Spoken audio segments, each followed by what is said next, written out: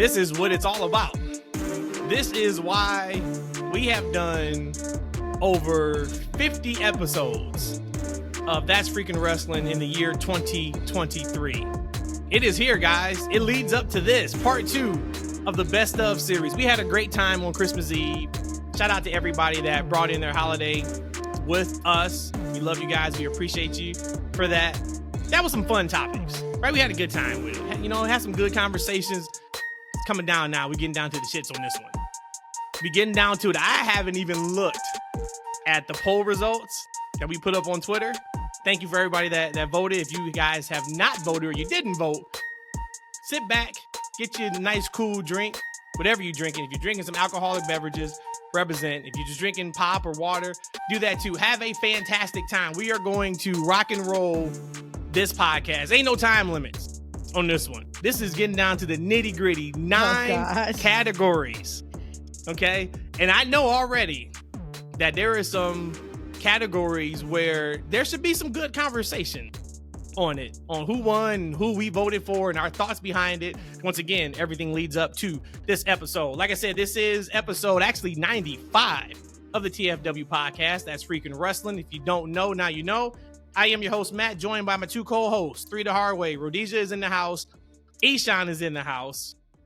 Rhodesia, of course, I know you had a fantastic Christmas. We were together. You can tell the folks how your Christmas was. Eshaun, you tell the folks how your Christmas was. Christmas was great. You know, I live for my kids now, so I didn't get them a lot of things this year. So I was kind of a little sad. I'm like, man, I didn't give them enough things.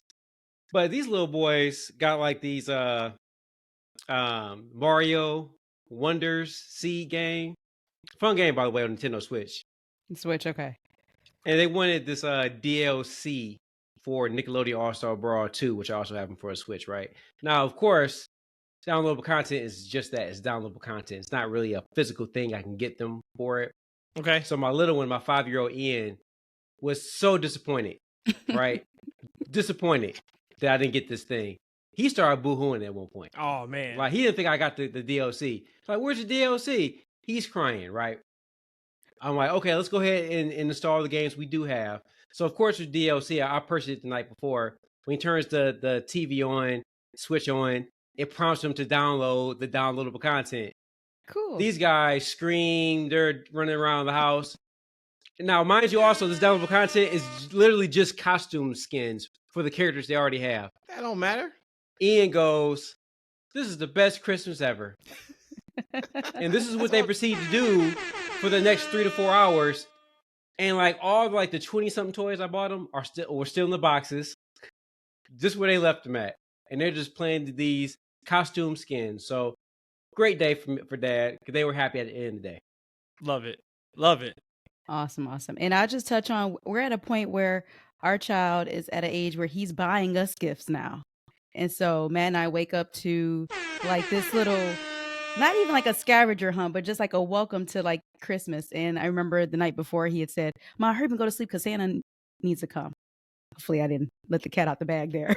So Matthew got us some really cool, Well, thoughtful... you wouldn't have, but when you double backed and made a comment about it. And I paused too. I was like, shit, already getting away. So anyways, we're at that age, and our son is at that age where we're just super blessed. One, Matt and I are able to celebrate Christmas together and exchange gifts as a couple, but our son being able to, and the pride that he has when he gives it to us. I mean, that it makes me feel good too, warm all inside. So don't want to get too emotional because we're about to get heated now. Come on, let's go. Matt, tell us how you felt. No, it was great. Fantastic. My Detroit Lions, our Detroit Lions, gave us the best Christmas gift we could possibly get on Christmas Eve. And we are NFC North champions. Long time coming, and we will continue to rock this thing out. So if you are a Chicago Bears fan, you are a Minnesota Vikings fan, if you are a Green Bay Packers fan, I am going to apologize in advance for what's going to happen to you guys for the next 3 to 4 years as we run roughshod over this division. So my Christmas was already perfect at that point. But to your point, of course, just being with you and Matt was awesome. And we had tickets. We had originally gotten Matt Travis Scott tickets when he came to Chicago, and then the concert got postponed, and now the concert I think is January 3rd. So he is that's like his favorite artist like of all time. Like he gets all of his swag and everything from Travis Scott. So he is completely all about that show here in I guess a week and a couple days. And I am completely all about this show. 9 categories.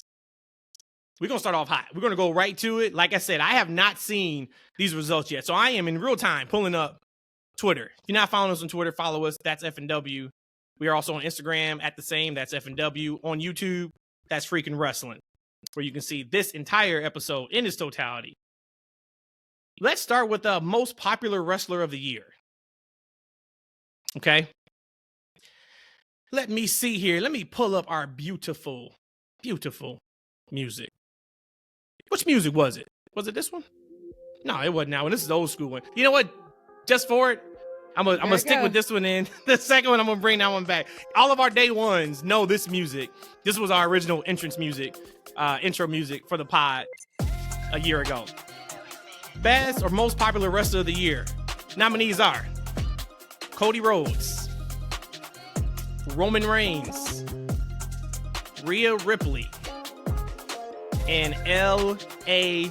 Knight. Kind of surprising, a little bit. And the winner of the most popular wrestler of the year, with 46% of the vote, Cody Rhodes. And the reason why I say kind of surprising, not that Cody won, Roman was the bottom vote getter at 11% on here. LA Knight and Rhea Ripley were right there. 22% for LA Knight. 21% for Rhea Ripley. So kind of close outside of Roman Reigns. My vote for that award was Cody Rhodes. As much as I wanted to go, honestly, Roman Reigns, and we kind of can talk the reason why I didn't after you guys give who you voted for. Cody had a tremendous year. And kind of thinking back to 2023, some of those shows that he was by far the most over person on, and it didn't matter if it was a promo segment, if it was a match segment, whatever it was, he was the reason why people were in the building. He was the reason why people were tuning in to see what he was going to say or what he was going to do.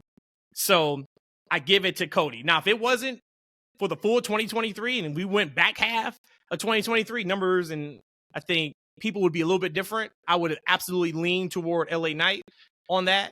But I think our listeners got it right with having Cody Rhodes first, LA Knight second, and then Rhea Ripley third. Still one more for Roman. E, let me ask you, who did you have and what's your thoughts on those percentages? You know, of course, I voted for my main man, Cody Rhodes, the brother from another mother.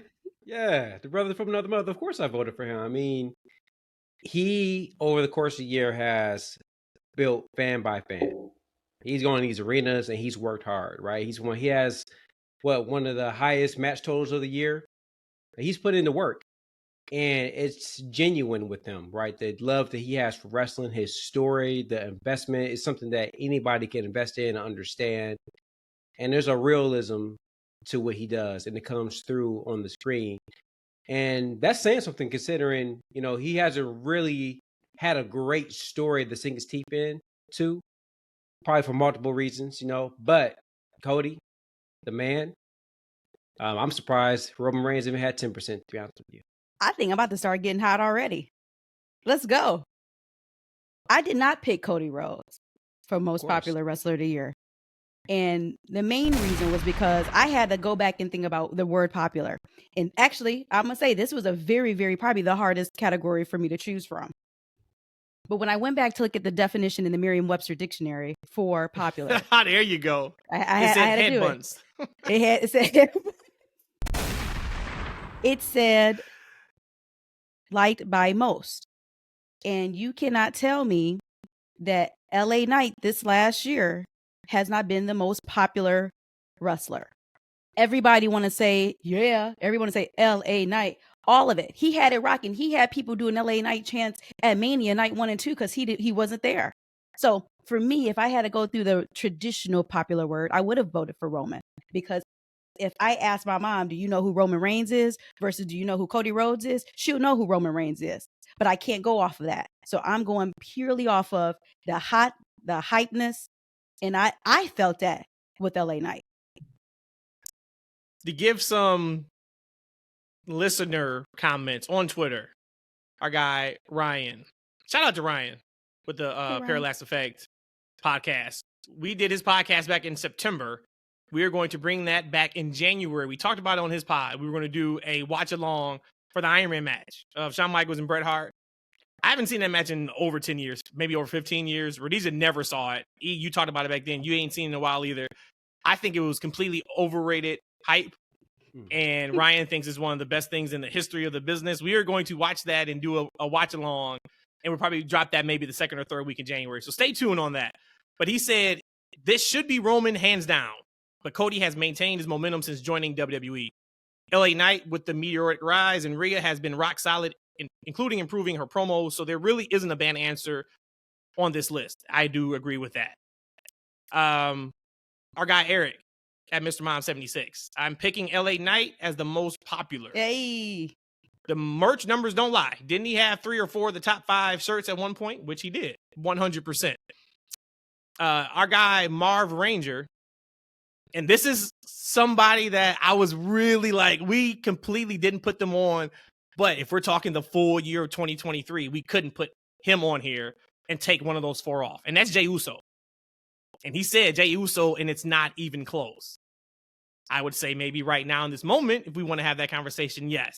If you're talking about the entire 2023, that's really, really hard to take either Rhea off or I guess maybe Roman. Because Roman, yeah. LA Knight and Cody has to stay.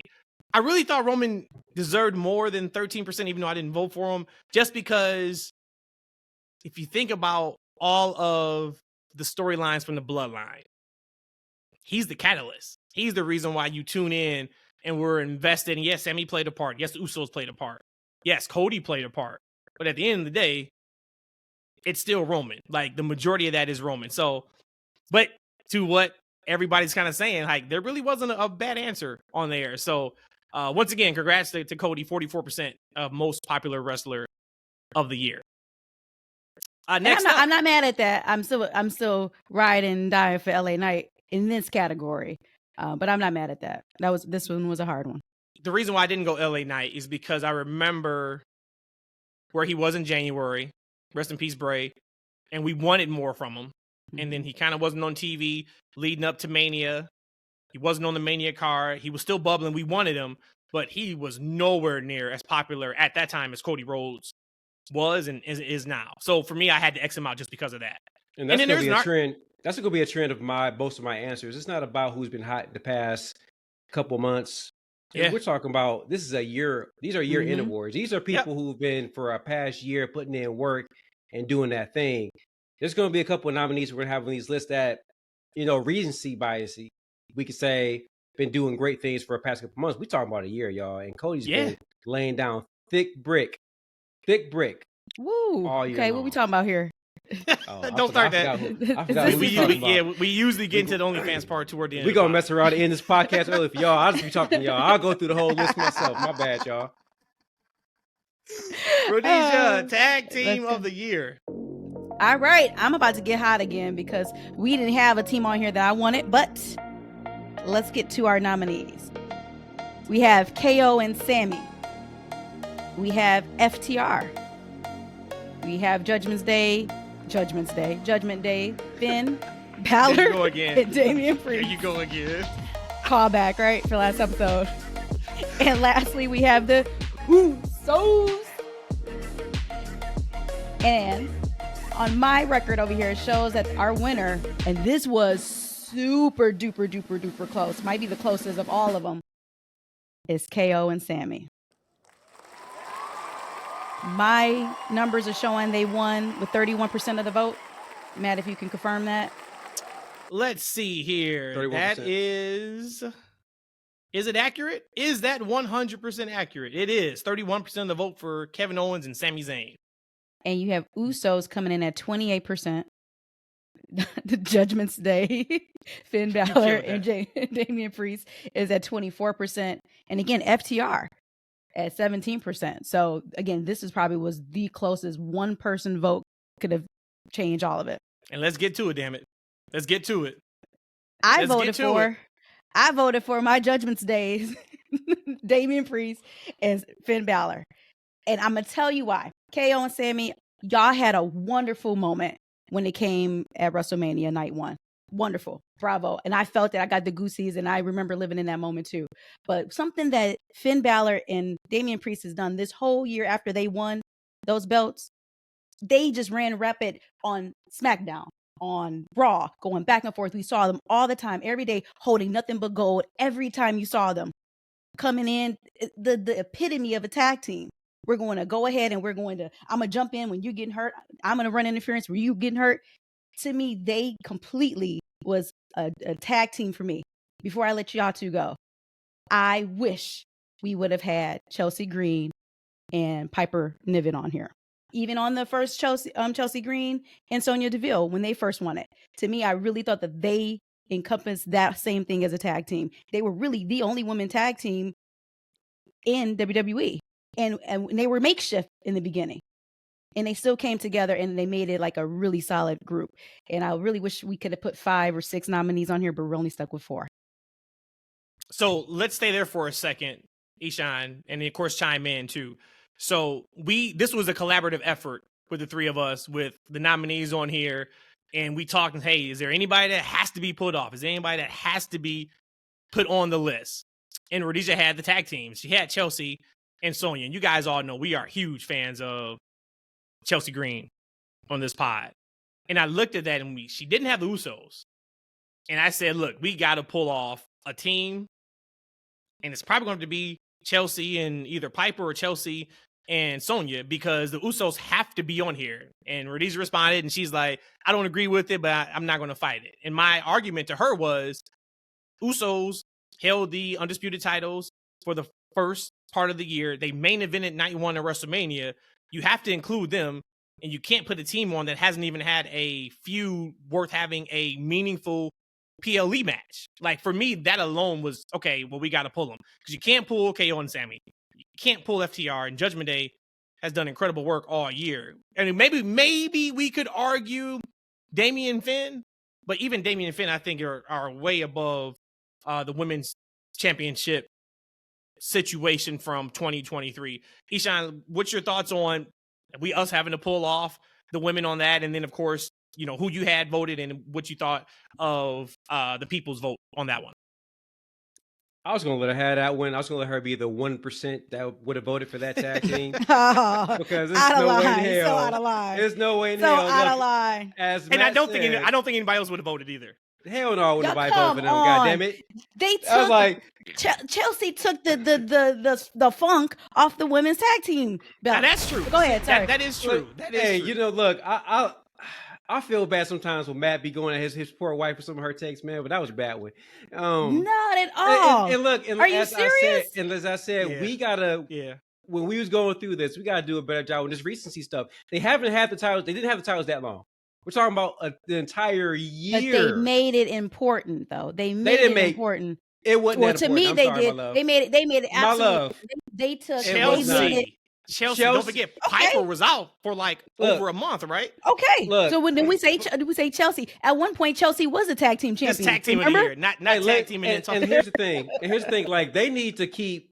I love me some Chelsea Green. They need to continue to have things for her to do on that show. Yep. As a personality, as a character, but her matches. So I have a line I say with something. It's okay, right? Her things are fine. A lot of her matches are not fine. And then a lot of those tag team matches were not fine either. There wasn't, outside of Chelsea Green, there wasn't really much with their tag team reign. In a lot of ways, it's forgettable. We're not going to remember it in a couple months, to be quite honest with you.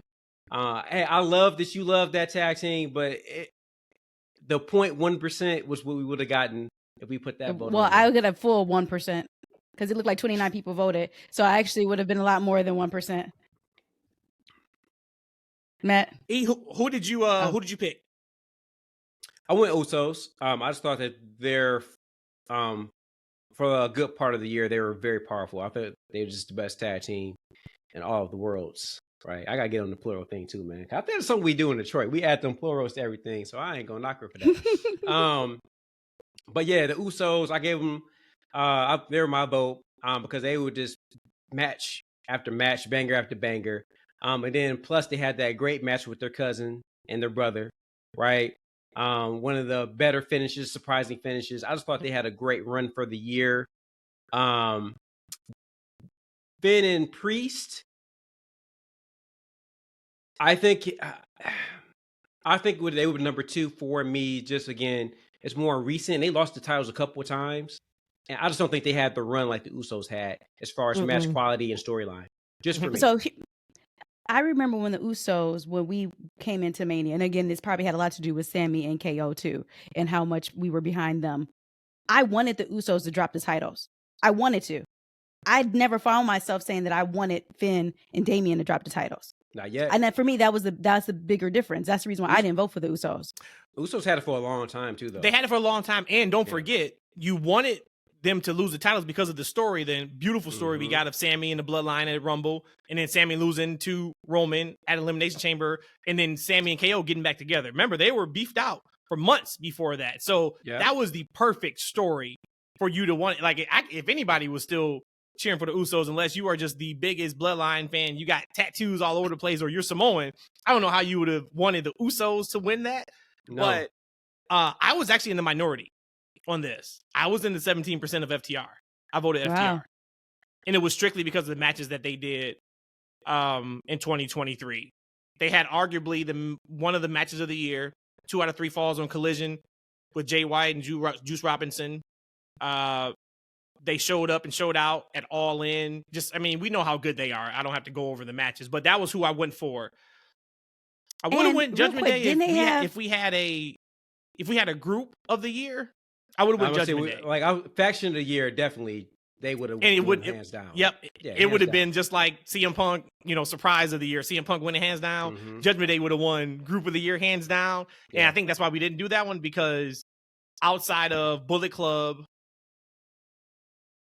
I don't even think we could come up with 4 that even have a shot of beating Judgment Day.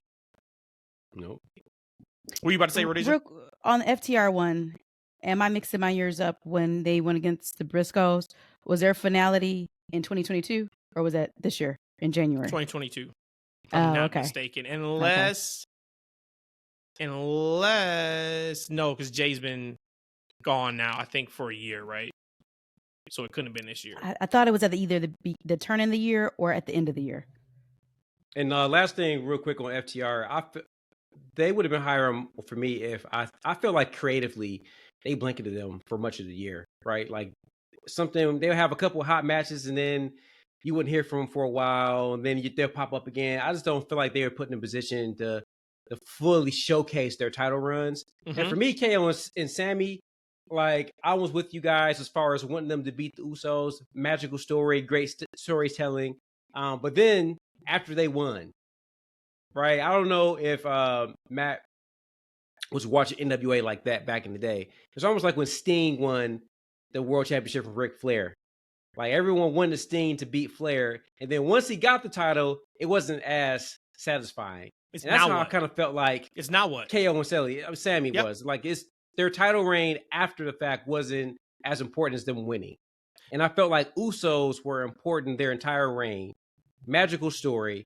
And then I feel like even, with Priest and Finn, I feel like their title reigns are a little bit more important than KO and Sammy's were. But hey, that's why we put this to a vote with our fans. They chose who they wanted to win. So, and I think too and that's a great point with KO and Sammy. And it was, you brought up creative with FTR. It was a creative with KO and Sammy.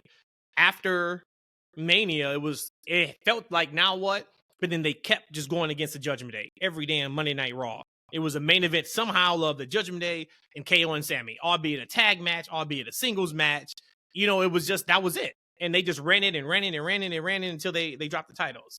So, but everybody on there, once again, shout out to them for being on there. Top 4. But even like when we look at this tag team, even us, the three of us, is similar to what Twitter is. Mhm. It's pretty much anybody to grab that category, and none of us had the same answer either. No.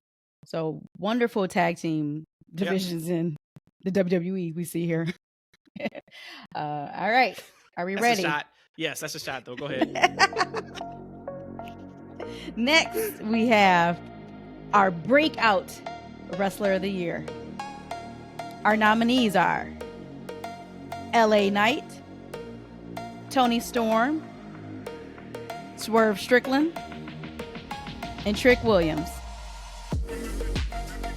And our winner of the Breakout Wrestler of the Year, with 52% of the votes, LA Knight. Yeah. Yeah. I'm surprised that one was that close. Like, I to am. me, yeah. Like, I mean, I'm surprised that one Okay. was that close. little insider. I didn't vote for my categories until like when it said 1 minute left remaining for me to vote, because I was kind of torn on all these topics. This was the one that, boom, I was able to hit right away.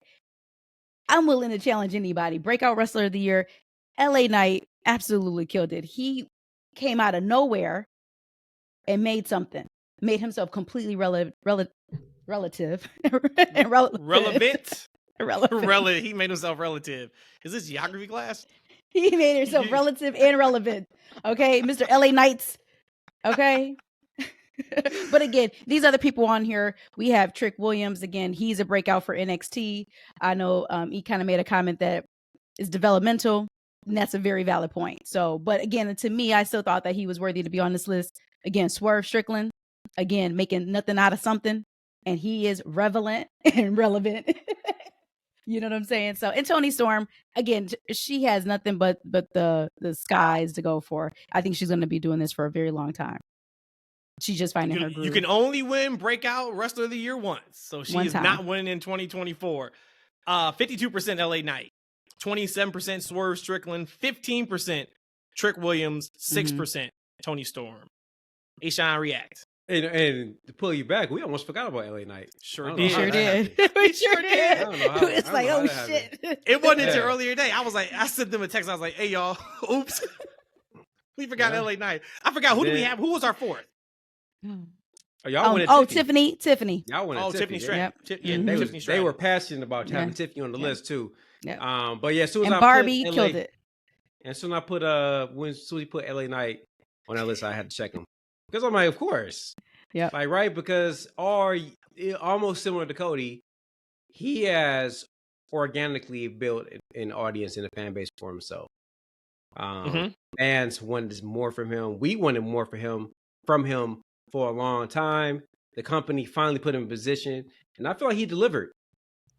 And now almost every opportunity that he was put in, I think he had a great match with Roman, and I'm looking for an even bigger year for 2024 for him. So as far as next Swerve Strickland, I think he was right there. For me, if Ellen wasn't on this list, that's who I would have voted for.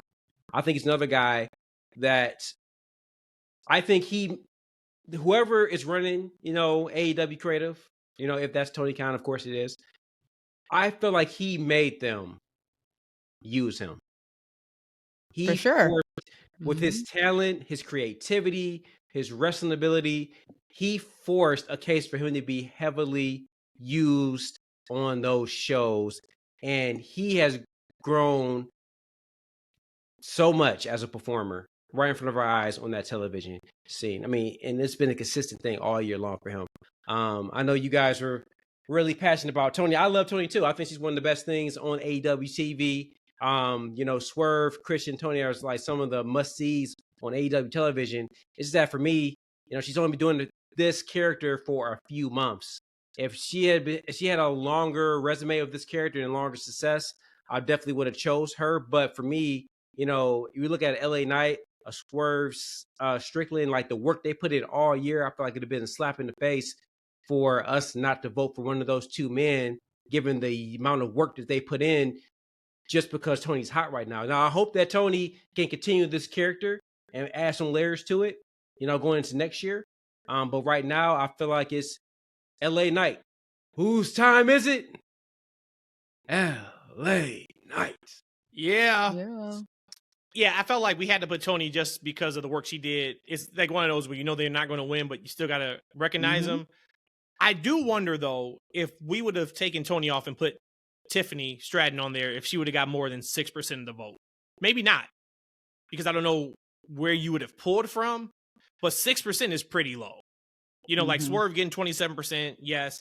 Trick Williams is an interesting one because I think that could be a little bit of recency bias. Because Tony has been doing her thing in this role, in this gimmick, in this character longer than the elevation of Trick Williams. Not really super hot right now. No, I think you guys really started getting hot on NXT more recently. But this story with Carmelo and the uprise of Trick has been going on. This storyline with Trick and Carmelo has been going on for a long time. And it has, but I'm talking about where they're singing this song when he comes out. That type, like he hasn't been this hot. Oh no, it's been a slow uptick. He's been on the rise for a long time. Now, I think that Tony's popularity has come kind of more out of nowhere, more so the Trick. Trick has been slowly building fan by fan for a long time, and his ring work's been getting better, match by match. He's had a year. It's just that again, he's doing it on a smaller scale than Toni Storm is, for instance. Like, Toni Storm is head of her division. She's the champion. But Trick has been doing it for a long time on that brand. I'm gonna bring it up now, even though he said it under MVP of WWE. Casamigos Poppy, our guy on Twitter, he wrote in and said Dirty Dom under MVP of WWE. And my response to him was, that's a great call. He could have cracked the top 4 in a couple of categories. Actually, I said couldn't. I meant could have. This was the category that I felt was perfect for Dom, breakout star. But once again, if we're looking at the 4 people, you listen to Eshaun, okay, we could have pulled Toni Storm off. But Dom turned heel last September. This was already kind of in motion. Yes, he was nowhere near as hot at the end of 2022 as he is right now at the end of 2023. But LA Knight's got to be there. Swerve's got to be there.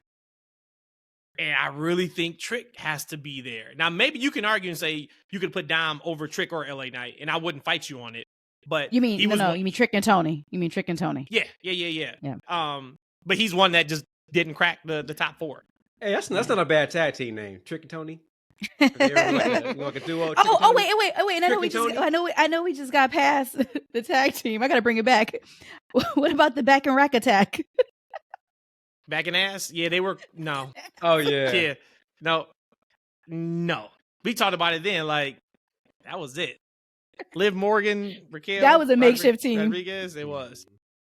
And they were all right. You know, like But I don't remember now though, Matt, going back to your Dom. I think I actually nominated Dom for Breakout. Because the thing about a Breakout, I don't think it necessarily has to be somebody's. I feel like it's their year where they took, because in wrestling there's levels to it. Right. And I feel like it's that when they broke out to the next level of their character, or a specific scale on the card. And I think Dominic was that. I think from an in-ring perspective, I think it's when as a fan, I thought from an in-ring perspective, he really broke out. He became I think it was a couple years ago. Cody and Dom had a match, and I think that, Matt, you were saying that match was there or wasn't what it needed to be. I feel like if they had another match, I think they may have had another match this year. I think you say the opposite. Dom has had great matches with Dragon Lee. He's had a lot of great matches with a lot of different people, and I'm not a trained eye on ring work, but I listen to like a lot of better wrestlers talk about Dominic, and they said in a lot of those matches he was leading those matches. Mm-hmm. Now I can't see that with my eye. I'm not trained like that, but what I'm hearing from these veteran guys is he's leading these matches, and they're really darn good. And from a character standpoint, he knows exactly who he is. He's a true heel in every sense of the word. For me, he broke out as a performer to be one of the potential next top guys. Now, would you put him over LA Knight? Right. I would put him over Trick. I would still go LA Knight, Swerve down. Okay, so you would put that 3. Bring up what you brought up yesterday. You actually wanted Christian in the breakout of the year. And my argument was no, he broke out like in 2005 or whatever it was, and your response was to this level. And I understand what you mean, but like I said, for me, when I see Breakout, I feel like, hey, this is their moment. This is the first time we're seeing them in a different type of light. And yeah, you can argue and say Christian's doing the best work of his career, but man, he's been a world champ in like Impact, and he held the belt in WWE back in the day. He was with Edge and Christian. So kind of just talk about that a little bit too, of why you felt like Christian could have been in the Breakout of the Year category. Yeah, you think about, Christian when he came back, right? How long has he been at AEW? Just off real quick. A few years now. At least 3. 2? No, 2 at years? least 3. Yeah. Yep. And 3? Okay. Mm-hmm. So he's been there 3 years. And I remember when he first got there, I think that I don't think any of us were hot on Christian being in AEW. No. Right? And I think for maybe his entire run with Jurassic Express, it was okay. Like, right? But this heel version of him has taken him to another level to where he's not just a older wrestler that came back. He's actually somebody that you look forward to seeing every single week. This version is a version that I don't think any of you guys have seen him portray, right? This is almost an entirely different character. And he's a must-see and a must-watch on that program. I feel like he had a breakout year from a character perspective.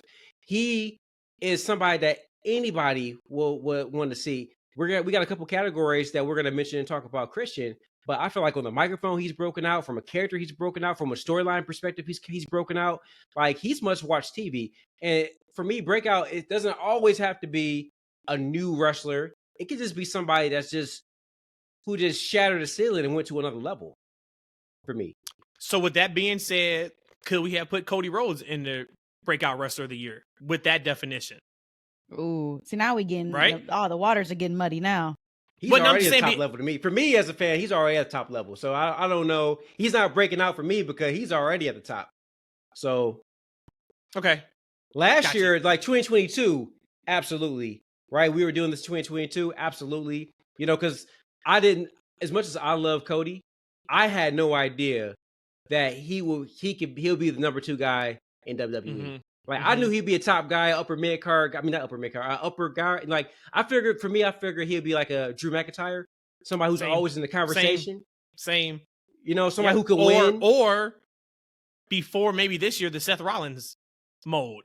I stopped myself saying Seth Rollins. He's another. You know what I'm saying, right? though? Yeah, like somebody who's not going to really main event a PLE. If you got Roman over there or Brock or whoever else may be the big person, but he's somebody that is going to move numbers. They're going to do what they need to do, but never at the level. Anybody who said that when he signed back to WWE, they thought this from Cody, they're lying. They're not of me. Yep. I never. So like in 2022, absolutely, he would definitely will qualify for me when I think about this character. I mean, there's a award. What do you think, Rhodesia? I mean, LA Knight was hands down to me. Like I said, this was the only category that I had where I was like, okay, I have a 1-minute timer to get an answer in. And there was no thought. It was LA Knight. Completely breakout. He was nothing and he became something and he put himself at the top of the card. Real quick thing on Christian. He signed to AEW in 2021. So depending on what time of the year. Oh, okay. So then, okay. That's when I said 3 years, I was like, okay, I could be wrong. It was fall of 2021. Yeah. Yep, fall of 2021. So I mean, I like what you're thinking there, E, as far as breaking out to that next level. But yeah, I think that then it just means, then what about Cody, and then what about somebody else, or if we can get. Why I keep calling her Ember Moon, Athena. It could be a breakout too. Of course, not to overtake LA Knight spot, but we're just talking about it can get really. If we were in, we tried to keep it to AEW proper and WWE proper outside of like Trick, because if we wanted to like open up the floodgates, we can argue a few people in NXT, we can argue a few people in Ring of Honor, hell, we can argue a few people in Impact for some of these, but then you're talking, we wanted to keep it to 4, but that also shows the health of the business, where you're talking the majority of these categories, nominees, we could go 6, 7 deep, 8 deep, and it would be fair. We're in a good space. All right, E, you got a promo of the year, the best talker in the business. What you got, man? All right, guys. So for promo of the year, the nominees are MJF, CM Punk, Christian, and Roman Reigns. And guys, this was a close one. But the winner of the promo of the year, Christian Cage, was 43.8% of the votes. Nice transition, Matt. I voted for my main man, Christian. And here's the reason why I voted for Christian. When Christian talks, I stop what I'm doing and I listen. He's very engaging. And the one thing I love about Christian Cage's promo is because he's a heel and he's being a heel on the microphone. You know, Christian Cage he's entertaining. Right? Some of the things he says, they are funny. But they're funny and you know you shouldn't be laughing. It's kind of like that bad little boy, right, that does something or says something. Like, right, and it's rude, it's nasty, but you kind of chuckle a little bit, but you know, hey, you shouldn't do that. Don't say that, right? That's Christian Cage, right? He's humorous, he's entertaining, but he shouldn't be talking the way he's talking. He shouldn't be doing the things that he's doing. And for me, that makes a great heel. And the fact that he's taking care of business by playing his role while doing it in such an entertaining and engaging way, it made me vote him hands down. Second would have been MJF, right? Because MJF is always, he's the new CM Punk in a lot of ways, so he can lay a pipe bomb at any moment in time. I'm actually kind of surprised, and even though I did vote him on the list, was Roman Reigns at 34%. I didn't think he would be that high and beat out MJF and CM Punk so mightily. What do you think, Rhodesia? I was going to say you hit the nail on the head as far as how I feel. I, too, voted for Christian for all the points that you said, Eshaun, and just going back looking, hell, since this year, last year and a half, Christian has always hit. He didn't have misses. So every time he got on the mic, you're like, oh, this dude is out of line. Oh, this dude is hilarious. You laugh every single time. I don't remember misses from him. There was misses on MJF. You know, hate me for saying that. There was sometimes you're like, okay, where is this going? Punk, well, we already know that I already had an issue with Punk whole situation right before he left AEW. And with Roman Reigns, completely surprised that many people voted for him to be promo of the year. One, he hasn't been there. So I don't even know how many promos he's had to even be in the category. But overall, Christian hands down, because he doesn't miss when he picks that mic up. And that's so rare for somebody to be. It's almost like John Cena and Rocky, like reminiscent for me. Like, you just give them a mic, no matter how long it's been, no matter what. Hey, you got to go out there and sell something to somebody, and you're like, okay, yep, I'm buying it. And that's a very rare gift to have, and that's why I picked Christian as my promo of the year best talker. Yeah, he's never been this good. That's good stuff. I did not pick Christian on this one. I did not. I actually took Roman Reigns on this one. So tell me why you picked Roman. And this is the time where, out of all the votes, this is the only vote where I put on my analytic business cap. Roman Reigns is the only person on this list that has talked people in the building. CM Punk would have, but CM Punk, outside of his first promo when he got back, the first ever Collision in July, and then the promo he cut a couple weeks ago on SmackDown, that's really it for Punk. To your point, Rhodesia, MJF has had a few misses on the mic during this FaceTime. I was the one that was asking for MJF to turn face. I'm glad he did it. I'm ready for it to be over now, or I'm ready for the next chapter in MJF's story, which hopefully comes here Saturday at World's End, and then we see it next week. But he's had a couple misses, but when he hits, he hits. Christian is awesome. We know that the entire thing of fathers being dead, when you hear that now, you think of Christian. Like, he has cemented that in our brains going forward. But that's the reason why I picked Roman. I go back to thinking about the work he's done even mid-match. We can't forget his incredible performance in the Rumble at the end with Sammy and the "you do it." No, you're going to do it with the chair. We can't forget about the lead up to him and Sammy at the Chamber. We can't forget about how he smoked Cody on their first interaction in the ring leading up to Mania. We can't forget about some of those duels he had with LA Knight. Like we can't forget that. Now, yeah, I know he hasn't been there, but I'm just looking at it. If I had to pick somebody here, I'm going to say I'm gonna give him a microphone, and I need people to buy a ticket after he's done or she's done. If we had a female on here, Punk would be number one, but he was gone the majority of the year. Roman would be number two for me. So now that Punk has been gone the majority of the year, Roman goes one.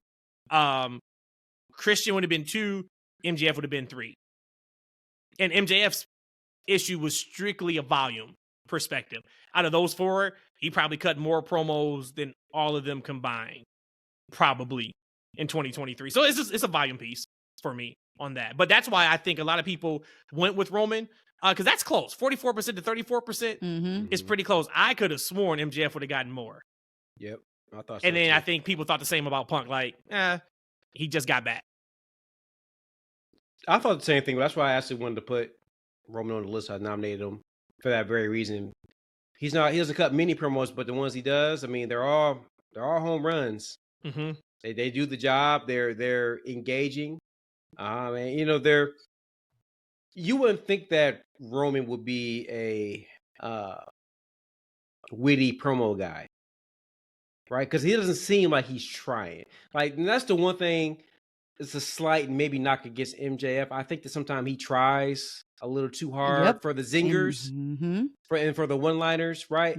Like Roman does it too, and it comes off so much more natural, authentic, like, right? It feels like he's just talking, and MJF's misses have been when he's tried to get over certain sayings with the crowd, where he is completely just feeding way too much into the crowd. Those have been his misses, where you're like, all right, man, like.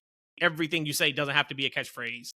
Like, right. We can get to the meat and potatoes. He's had those with some of his heel promos too. It just seems that MJF just tries too much to nail those zingers. Whereas when Roman hits them, they kind of come out of nowhere and you don't really expect it to hit. But for me, with Christian, you can put him, they've been putting him on the show almost every week just to cut a promo. And he's delivered every single week. Like, I wonder, could Roman for a year put in that type of work that Christian puts in week in, week out from a microphone perspective? Not under this character. He can't. Nope. Yeah, I'm not shying away from Christian. That's wholeheartedly who I want there. But you just made me think about the Roman line. I'm gonna teach you what your daddy didn't get to teach you. There it is. There it is, and he did it. The theme is daddies. The theme is daddies. I just found out. Think about it. Christian want to be everybody daddy. Yeah. Roman Reigns hit him with the "I'm gonna teach you what your daddy didn't teach you." Daddy is the thread here. He could have promo that little boy at the ringside. You saw that, sure right? Did. You see that one? Where's your daddy? Yeah, another daddy one, right? Man, he's sunning a lot of dudes, y'all. One person we didn't put on here that probably should have been, but if you wanted to keep it to wrestlers, was Paul Heyman. He should be on that list every single year. But if it's not in-ring talent, I get that. Yeah. But of course, we know the work he's done. The work he did with Cody. Remember that promo with him and Cody in the ring? Man, oh man. Oof. I almost cried. But feeling for Paul. Yep. Yeah, that was good stuff. All right, we're moving on to MVPs now. Okay. I'm going to start off with MVPs of AEW. Nominees: MJF, Jon Moxley, Orange Cassidy, and Bryan Danielson. I'm surprised by this one too. I really am. With 41% of the vote, MJF. Wasn't my vote. I completely understand why, though. I get it. There would be no complaints for me. Actually, there wouldn't have been any complaints of any of those four at all. But I understand MJF. I understand from him working a lot of 2 matches pay-per-views. Remember, they would have him in, at the beginning or at the pre-show, and then he would work the main event. The work he did with Adam Cole with the bromance was fantastic. Everything he's been fantastic. The only reason why I didn't go with MJF was because if it wasn't for Orange Cassidy, the belt wouldn't mean what it means.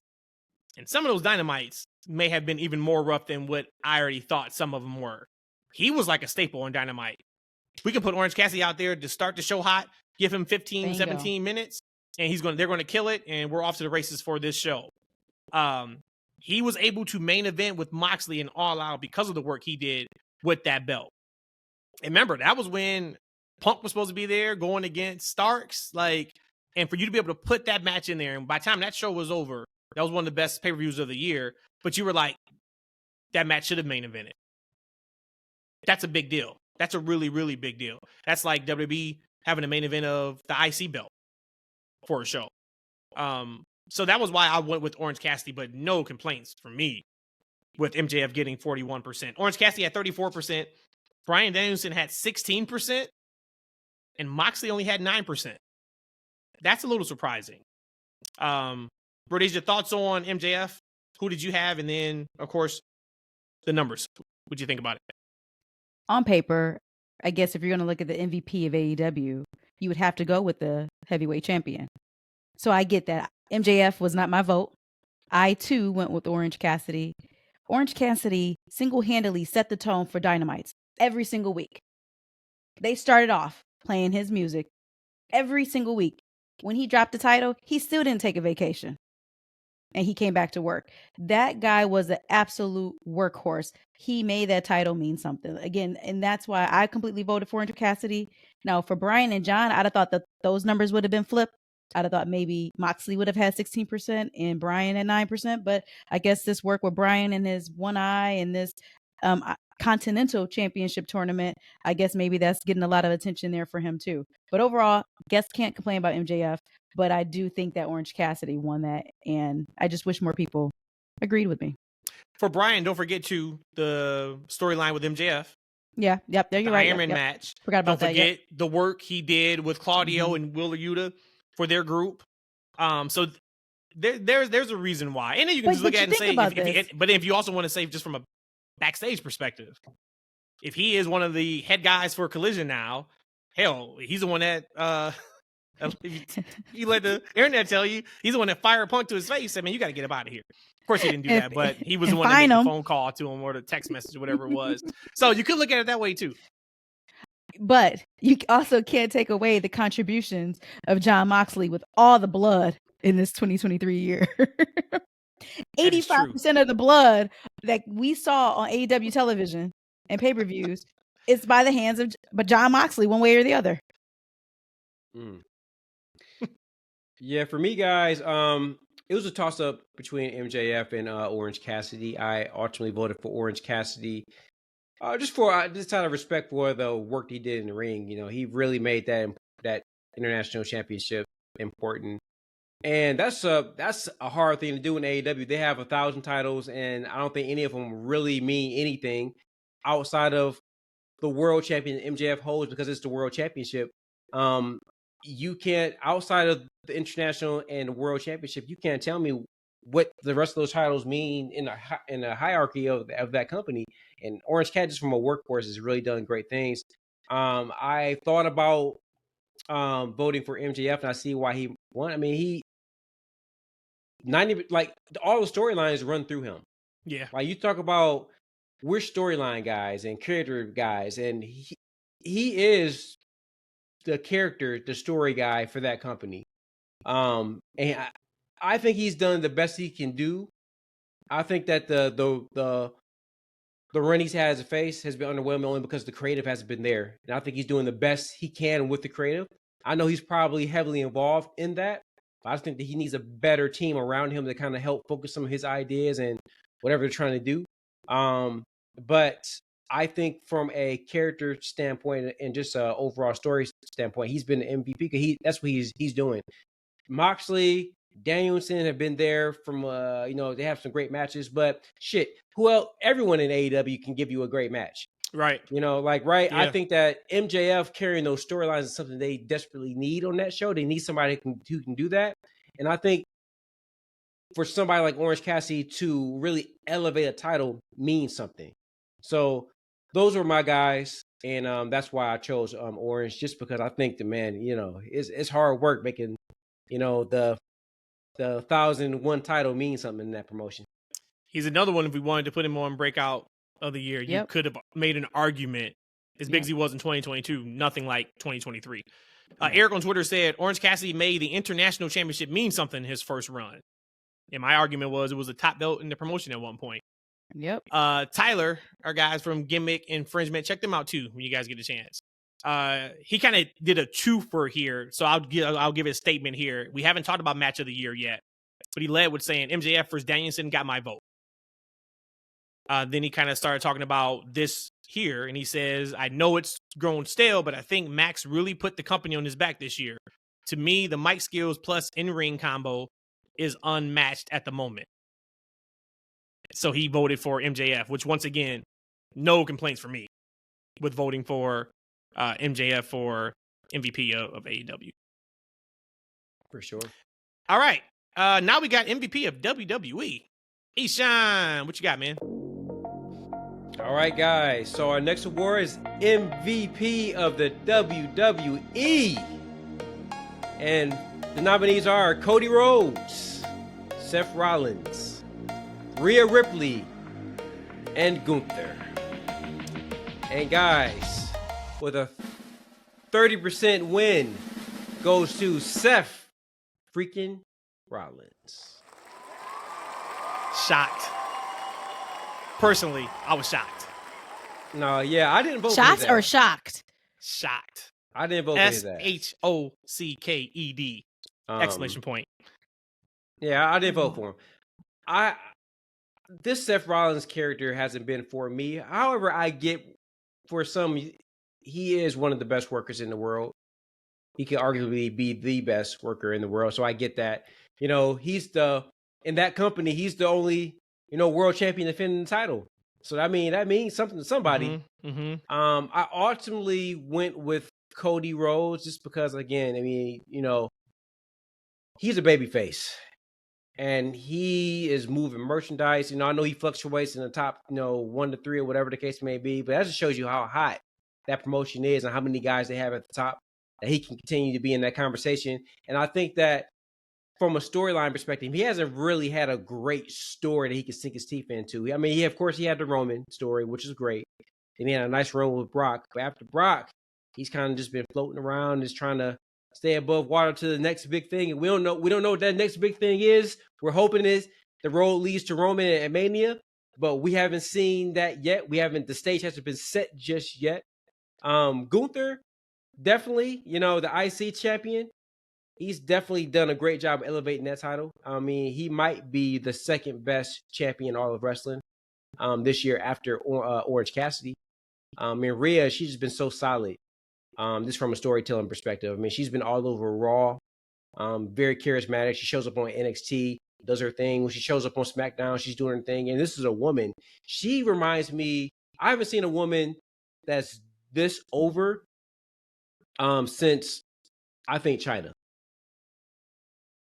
And actually, I would take Rhea over China as far as a woman that transcends that division and means something. I might take Rhea, but maybe not. Well, I mean, if you remember, there would be no Rhea if it wasn't for China. So that's a big difference. And China was legit wrestling guys. Right. In a different time, of course, but she was taking stunners on every house show from Austin. Ain't no guy really touching Rhea. I'm still waiting for that RKO from Randy. Hey, so was Mae Young too, by the way. Man, Mae She Young sure was. Man. Shout out to the legend. Rest in peace, Mae Young. Rest in peace. Rest in peace. Interesting because everything you said was right. And it's funny because this is one of the categories that got the most votes. And this is really close. 30% Seth Rollins, 24% Cody Rhodes, 28% Gunther, and 18% Rhea Ripley. Again, we could argue any of those 4 are the right answer. I think the reason why I was surprised is I just thought Cody was going to win. I voted for Cody because of how popular he was. And if I looked at it, when I say most valuable player, right? Meaning, in my opinion, if I was to pull this player off of the team, who's going to hurt worse? Like, you know what I mean? So if I pull Cody off, is business going to hurt worse than if I pull Seth off? And for me, it is absolutely Cody Rhodes. If God forbid Cody was to get injured again this past year, we would see numbers drop much more than if Seth got injured, God forbid, and he had to be gone for a few months. That was strictly my answer and my thought process. But I can understand Seth. He took that belt. He is legit, if you want to say, the workhorse in WWE in terms of champions for how many matches he's worked this year. Seth has worked the most. Okay, if you want to look at that and say, yep, then he's MVP, cool. Rhea, you just talked about it. She is bigger than the women's division. Cool. If you want to go Rhea, I get that for sure also. And then Gunther, Gunther is on a run that we're going to look back at, I think, years from now and say how legendary it was. Has not had a match that was nothing less than very good, no matter who he's in the ring with. All of his matches are completely different than the previous one. You never know when the finish is coming because I don't even know if he has a finish. He finishes people in completely different ways depending on what the story he's telling in the match. Like, whatever his psychology is just so incredible. And that's why I can't wait until we do get him and Brock. Because you get those two guys in the ring with the way they tell stories and the way they think about the business. Man, oh man, like I can't wait for that. Yusuf, before I get to you, Rhodesia, if you guys don't know Yusuf on Twitter, hilarious guy. He's a big Seth Rollins fan. And I'm guessing when he voted, because once again, I didn't look at the numbers when I posted it, I kind of just left it until now. I'm guessing Seth was probably fourth, maybe, because he put "Nobody Loves Seth Like Me" with a really sad gif. And I just told him that he can't handle the truth. So he'll be very happy to hear that Seth Rollins made a comeback. Maybe he created like 10 or 12 different accounts and made them go number one. So that was interesting. Brad, another half of gimmick infringement.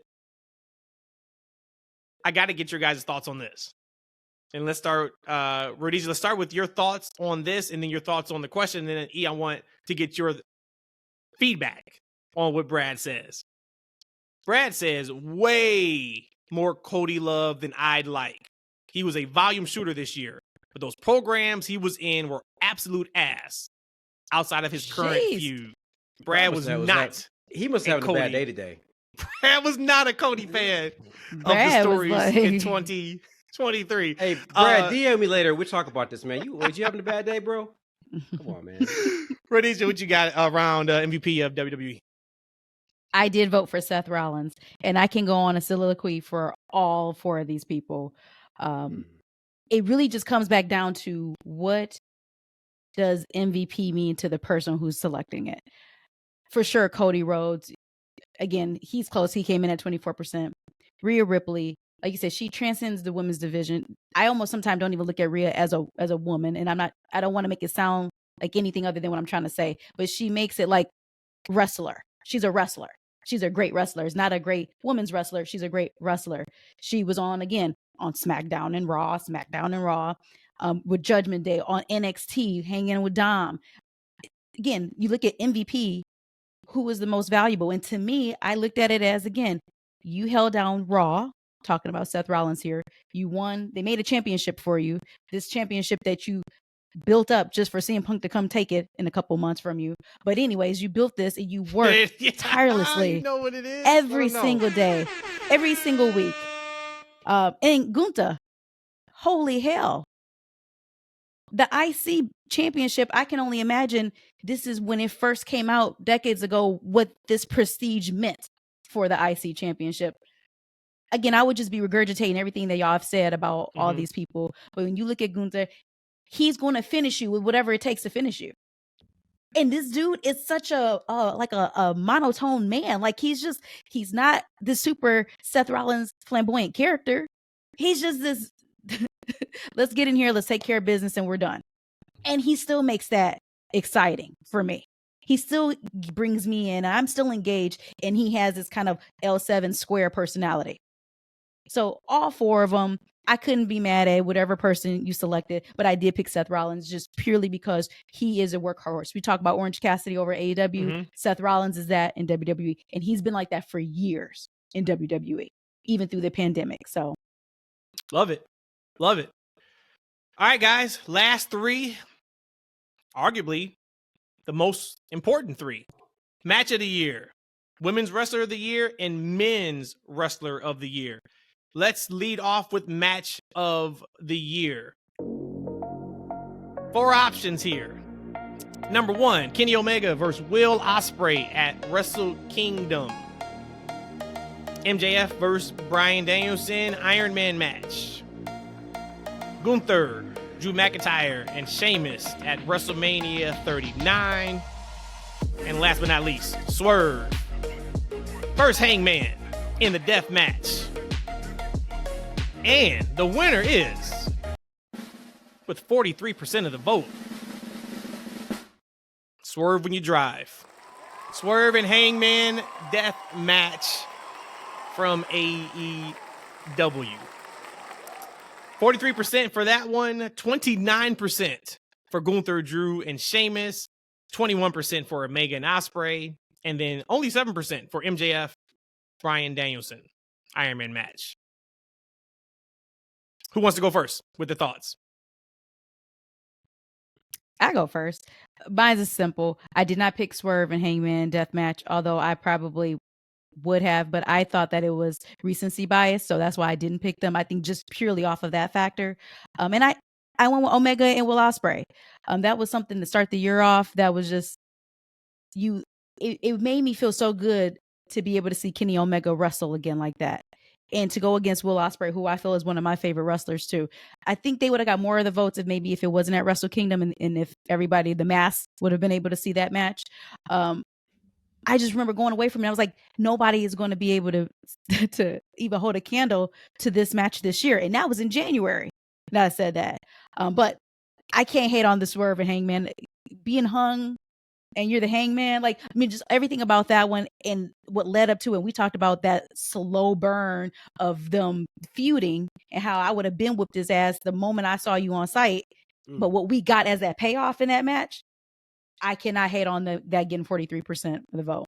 But again, another category where all 4, it was almost like you just had to flip a coin. And you're like, okay, I guess I'll go with this one. I gotta tell you, this was an easy one for me. I didn't really go back and add matches to this one, but match of the year for me, this isn't about the actual moves or the match quality, if it was 5 stars or anything like that. It's about the culmination of storyline, character investment, and outcome of the match for me. Is what if it's match of the year. And so for me, was Gunther, Drew, and Sheamus a great match? Absolutely. But I wasn't really invested into the outcome of that match. Like, right? Like with Gunther, Drew, or Sheamus, any of them could have won that match, I would have been just fine. And I think that's a L from a storyline perspective. I think that someone should be rooting for someone and rooting against somebody in the match for it to really be it. The MJF and Bryan, I mean, was that a great match? We can go back in time. For me, like, I thought that setup to that match was clumsy. Remember, they had the Jericho, gauntlet matches to where they kept recycling that same storyline where, you knew Bryan, he had to wrestle like 15 matches. And for me, there was no question that he was going to lose any of those matches. Like, right. And just the storyline going up into that match was clumsy. It wasn't great to me. And so at the end, I would have been fine if MJF would have won. I would have been fine if Bryan would have won. I just wasn't invested in the story going to that match. But I do acknowledge it was a great match. Ospreay and Omega, now they did have a story going into it, right? It was years in the making.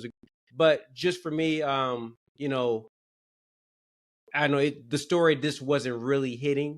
Didn't really hit the way that Swerve and Hangman hit for me.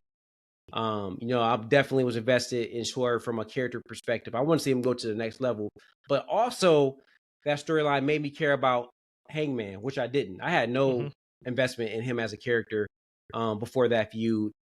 Even we talked about it. Rhodesia mentioned there was a point to where after Swerve visits the baby's room and tossed a shirt, a loose shirt in a baby's crib. You never do that. Like, like if I saw his ass the next time I'm seeing, I'm not lacing up no boots and putting on my wrestling gear. Like, no, man. As soon as I get to the arena, I'm waiting in front of the arena. I got a pipe or whatever, and I'm gonna do something to you as soon as you roll up. It's gonna be a problem. But what I got was a nice little promo right before the match when Heyman kind of redirected And then I've never seen this from any match to where we don't get entrances from both characters into the match. When Hangman just skipped his entrance, he just ran in the ring, he got him some. And as a dad, as a father, you got somebody, you know, invading your house, coming into your child's room.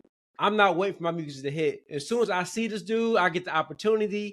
Like, right, I'm running in there, I'm doing my thing. And then lastly, for with that match, I mean, I'm not going like I'm just going to put it this way: the visuals of seeing Swerve Scott hang Adam Page was spectacular to me. Just that visual moment was like, wow. Which for me came in second to Adam Page drinking Swerve's blood. Hey, here's one thing I will say: I missed that part, which I'm glad I kind of did. I think that kind of would have ruined a little bit to me. I might have turned my head at this. I don't know. I missed that part. That's nasty. But, I would never forget that. But never forget what a it, great man. match. What a great story with those characters. And to your point about matching the sense of urgency, one of my biggest issues with WWE for years was somebody would lose the title, or they got jumped the previous week, or something dastardly happened to them, typically with faces. They would come out and do their entrance as if they just won the title in the main event of WrestleMania, and WrestleMania was the night before. And it used to bother me so much because this is supposed to be riddled in realism. And if you're telling me that this person just got jumped, or they just lost their title, or whatever happened to them, they should not be coming out smiling, still hitting their pyro. And no, they should be heading a beeline to that ring, getting on the microphone and saying what they feel. And we got that with Swerve, or with Hangman that night. I said when we broke down that pay-per-view that whatever you want to call that match, if you just want to say it's a death match, if you just want to say it's just brutality, whatever it was, that was the best thing I had ever seen of that. And I still stick with that. You guys broke it down. I'm not going to break down actually anything because I'm about to move it on to you guys. I actually voted for Omega and Ospreay, though.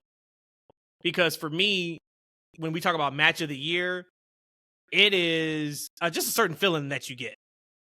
Yeah, I really liked your breakdown of, for you, it's the build up to it. I completely understand that. But for me, it's the feeling I get when I'm watching it. And when I watched Kenny and Ospreay, knowing what New Japan was before the pandemic, before AEW, what they are after, Ospreay is your top guy. Kenny should be AEW's top guy. He's coming back home because you can't beat me. I'm coming here to take what's rightfully mine. And for them to go out there and do what they did, Rhodesia, to what you said, that was the Kenny Omega we've wanted in AEW since the beginning of AEW. And we saw glimpses of it. We know he was hurt, et cetera, et cetera. But for me, in January, I was like, I've already probably seen my match of the year. And I loved all four of these matches. I thought you could argue that MJF Bryan was the best Iron Man match I've ever seen. For me, it was. Gunther, Drew, and Sheamus, we were in the building for WrestleMania. And I just remember watching this and just saying, like, damn, this is a work of art. Mm-hmm. You know, so you guys got it. Loved it. Loved all four of those matches. If you haven't seen one of those, please go out of your way to find it, because you would be pleasantly surprised with those four if you've missed it. All right, Women's Wrestler of the Year, Rhodesia. It is on to you. All right, so for this year, 2023's Women Wrestler of the Year, we have Rhea Ripley, the EST Bianca Belair, Jamie Hayter, and the man Becky Lynch. With 69% of the vote, the winner is Miss Rhea Ripley. Don't think it was any doubt. I don't think that should have been like 85%. But to be fair to the other nominees on this list, we have Becky Lynch coming in at 20% of the vote, Bianca Belair at 8%, and Jamie Hayter at 3%. Looking at Bianca and Jamie, I probably would have been like, oh, they should have got more than that. But when you step back and look at it, no, Rhea should have gotten 85% of that vote. So the numbers to me make sense. I don't, again, have to belabor this point. Rhea's been on every single show, every single week, doing this, doing that. She has transcended the whole women's division. I look at her as just as a great wrestler, not a great woman wrestler. So overall, she could be on this list and the other list. What about you, Eshaun? How do you feel about this category? Who did you pick, and how do you feel the wonderful fans voted? Yeah, I mean, there's no question. Rhea had a year, superstar. She could have won the breakout, I guess, in a lot of ways as well, right? Just how she transcends that division. And huge Bianca fan, but it's no question. The only question I do have is I wonder how higher Jamie could have ranked if she didn't get injured. That's the conversation I want to have. That's the conversation I almost don't remember her run almost. She went out in May. You remember? So she won the belt last November in 2022, at Full Gear, I believe it was, and then she lost it at the pay-per-view. Which, remember, she didn't even work. I think she worked. It was like a 90-second match. Her shoulder was completely jacked up. Rhea has it, and it's funny too because if you think about it, this is not a good title reign either. Like, she was dealing with her knee, situation, and she hasn't really defended her title that much, but she's just been that much of a imprint on Raw, and with the Judgment Day, she absolutely deserves it. But that's what I wanted to get to. Because Jamie only had 3% of the vote. Bianca had 8%. Becky had 20%. I don't think there was anything more Becky could have done. She was in a 3-4 month storyline with Trish. And then after that, she won an NXT title and did some really good things there. But I mean, she was pretty consistent on TV. We can argue and say maybe she shouldn't have been feuding with Trish that long, but it is what it is. They end up having that fantastic steel cage match as their blow off of their feud. But the Jamie part, I would love to know what the plans were for her, because I think if somebody watched both AEW and WWE equally, the way she was heading, I think there could be an argument made that she would have won that award. Guess we'll never know, though. Yeah, I mean, the world would never know. But shout out to Rhea. Hey, I don't think many people, as we can see, 69%. And I love that number too, 69. Nice job. It's about that time of the show. Nice job. You know, it's about that time of the show. You always Eshaun, the final award, my good man, Men's Wrestler of the Year. All right, for Men's Wrestler of the Year, the nominees are Cody Rhodes, MJF, Gunther, Orange Cassidy. And our winner with 47% of the vote, Gunther. Wow. Yo. Wow. Gunther, our IC champion of WWE, has won the TFW Men's Wrestler of the Year. And we just put him over to the moon. That? We just put him over to the moon, right? So it makes sense. I'm gonna pass you guys. What do you think about that? I was gonna pass to y'all too. I get it. 47% Gunther. The numbers are interesting though. 47% Gunther, 24% Cody Rhodes, 17% Orange Cassidy, and 12% MJF as Men's Wrestler of the Year. Now, MVP and Wrestler of the Year is two totally different things. When you talk about Wrestler of the Year, that's probably a combination of everything. Is how I would take it. Sure. Promos, believability, look, all that, right? Skill set, match quality, et cetera, et cetera, et cetera, et cetera. I don't have a problem with Gunther at all because we just put him over. What I will say, though, is I didn't vote at all on that because my Wrestler of the Year was not even nominated. Did not make the cut. Who's your Wrestler of the Year? And my Wrestler of the Year is Will Ospreay. And it is by a long shot. For me, nobody even came close to Will Ospreay. I said it when we left Bound for Glory in October. Will Ospreay has to be the first wrestler to have Match of the Year candidates in 3 different promotions. New Japan, AEW, and Impact.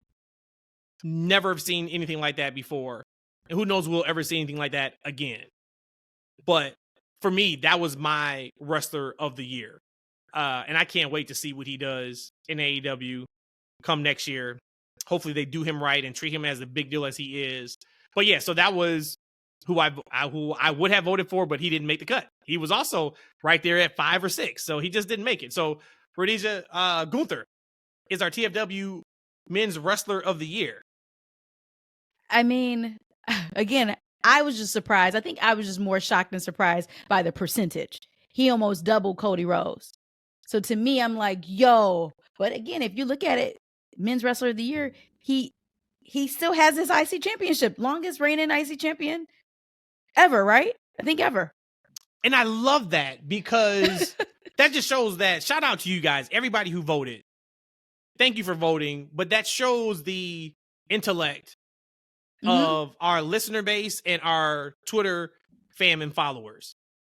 Because if they didn't know what they were talking about, it would just been Cody, right? Cody was the MVP. He's going to be, but no, we're talking about Wrestler of the Year. Gunther has had better matches than Cody has. Now, Cody matches haven't been a slight at all. Fantastic match with him and Roman at Mania. Minimally 2 out of 3 matches with Brock were extremely strong. You could even go maybe 3 out of 3. I'll go probably 2 out of 3. He had a decent match with Dom at a PLE, but if you're looking at Wrestler of the Year, I think they got it right.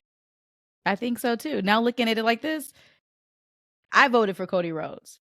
And the only reason why I voted for Cody Rhodes is because it was almost kind of like the MVP and the Men's Wrestler of the Year kind of was like a toss-up for me back and forth of, again, Cody Rhodes brought this shot in the arm to WWE, even though it was going to go that way. It was trending that way. H took over the books and he's sending that way. But when Cody came back after his torn pec, he just revitalized a lot of that fan base. They're singing his song. And it's not just singing a song to put themselves over, but it's more like you could feel the passion there. So that's the reason why I went with Cody Rhodes for Wrestler of the Year. But talking this out loud, seeing this, I mean, my mouth dropped when I saw this right before you announced it. Gunther, congratulations, my man, because again, I guess I can't complain about that. I gotta tell you guys something. So I was kind of torn on this one. I picked Cody. Okay. Sorry, I had to clear my throat. I picked Cody. They're definitely, I understand Gunther because from a match quality importance and what he's done with the AC title and the sheer consistency of him throughout the year, the amount of matches that he's done on television at POEs is outstanding. That's why when we talk about a guy like Will Ospreay, I don't feel like he's even comes close. I mean, yes, he's had a couple great matches, but I gotta tell you something, guys. Like y'all can miss me on those match of the years because anybody can do a match of the year, especially in AEW. I think when you can actually drive and elevate a title or a division, that means something.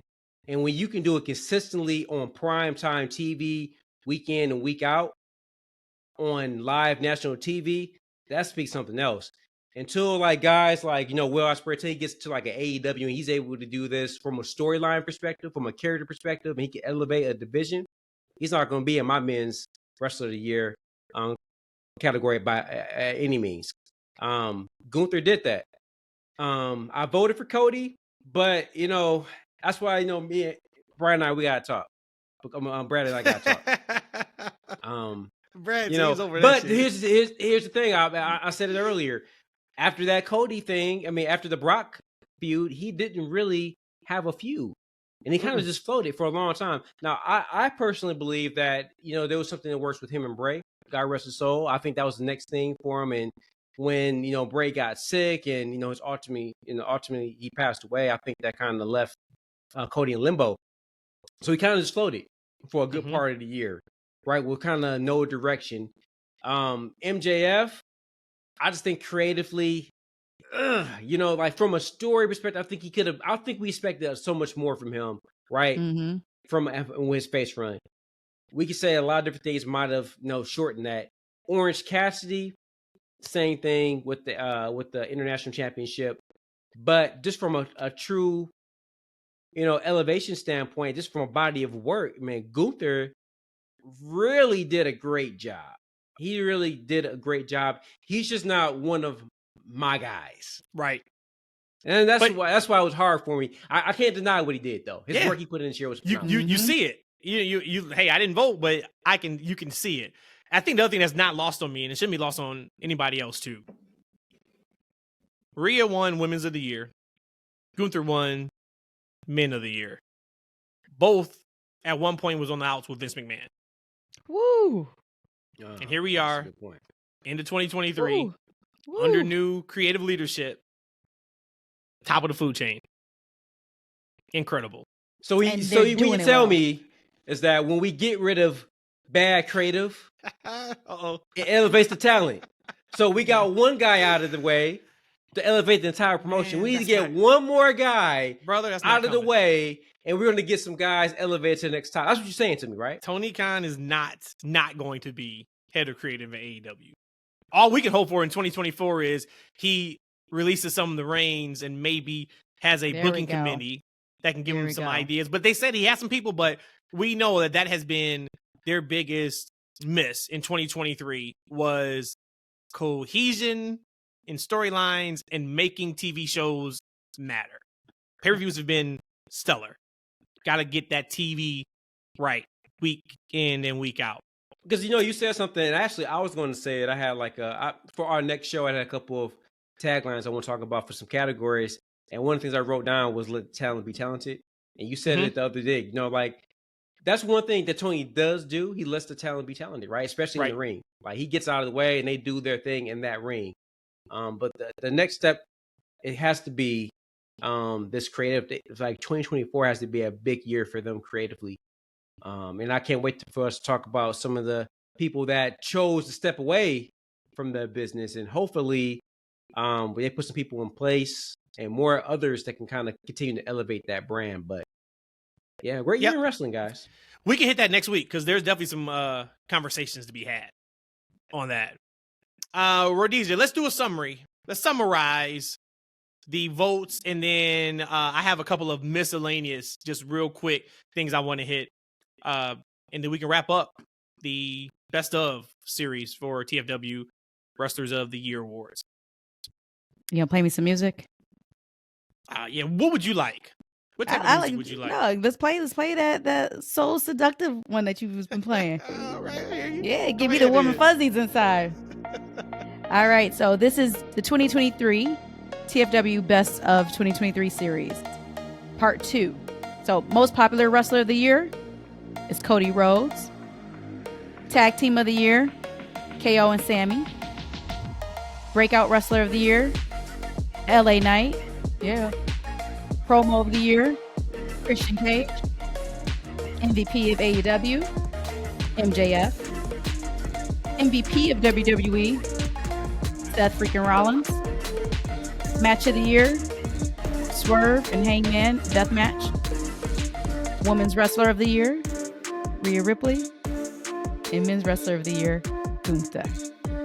Congratulations to everybody nominated and all the winners. Yes, of all the winners of all the times. My quick shout outs, miscellaneous. Number 1, Mercedes, when she went to New Japan. That was also in January. That was a big deal in the wrestling industry for someone like her to leave WWE on her own and go to Japan to fulfill a lifelong dream of wrestling and working in Japan. We got to give that just a notice, right? And then you look at Trendy going to Impact, where she can and will. She'll be back in WWE, but bridges and burn in WWE. She could have went back if she wanted to. I'm sure AEW would have loved to have her, but she felt like Impact was the right spot for her at the time, and that's where she went. I'd love to see that. We were able to see her return in Chicago and be there in person, so I love that. And then just from a personal perspective, being able to be in the building for 2 guttural, visceral reactions this year. One being WrestleMania Night 2 with Roman and Cody, being able to experience that. And then fast forward to Survivor Series here just a few weeks ago and being able to be in the building for not only Randy Orton's return, where we thought he may have to retire, but CM Punk's return to to WWE after almost a decade. To be able to be in the building and experience those two items is like something that you just don't forget as a wrestling fan. So I just wanted to shout those out. You two, y'all got any miscellaneous shout outs before we get out of here? My shout outs don't compare to what you just said there. Those were like two Go Ball memories right there. I just wanted to give props maybe to Deonna Purrazzo. She held the Impact Women's Championship, that division down. Every time that I got to see her this year in the series of Bound for Glory, they call it like the Spring Series. She's always showed out. I can't wait for wherever she signed to next. I don't know if that's come out yet, if she's going to stay in Impact or if she's going to come on home to WWE, but she held it down. So just bravo to her for having a wonderful year too. Yeah, I heard she did a brief snippet of an interview I heard with Eshaun Sapp, and sounds like she had conversations with WWE. And so I'm not sure that's going to lead her to sign there, but I am looking forward to TNA coming back in 2024. So more great wrestling. I hope they did something with that production. They just signed the Grizzled Veterans. Yeah, so they did. That's pretty cool. So looking for some big things in 2024. More great wrestling for us to enjoy. And that is what it's all about. Of course, Rhodesia, Eshaun, thank you guys for rocking this podcast all year long. Thank you to everybody that has listened, that has liked, that has subscribed. If you have not done that, please do that. If you have sent us a comment on any of the social platforms, positive or negative, we love you. We appreciate you. As I always say, best kept secret in wrestling podcast. Tell a friend to tell a friend to tell a friend, tell a family member. That's Freaking Wrestling 2024. I guarantee you big things coming from this podcast here. We will be back on Sunday, which is New Year's Eve. Right? So we got one more show of 2023 before we get into 2024. Probably breaking down AEW's pay-per-view and some other really, really cool things. So until then, thank you guys once again for listening and watching. We will see you guys next time. Peace.